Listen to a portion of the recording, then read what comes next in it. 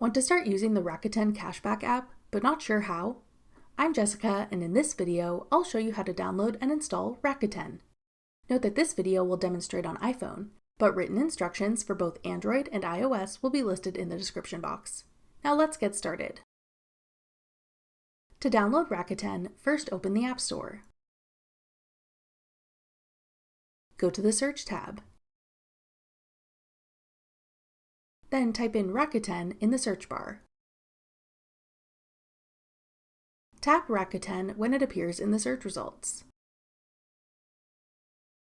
Then tap Get. If prompted, use Face ID or enter your password to confirm that you want to download the app. Wait for the installation to complete. Then tap Open to start using the Rakuten app and earning cashback on your purchases. That's all it takes to download Rakuten.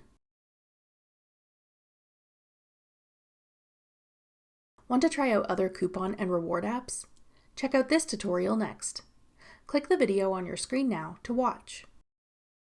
Thanks for watching. If you found this video helpful, we'd love it if you'd hit the like button below and subscribe to our channel. We put out great new tech tutorials like this one every day.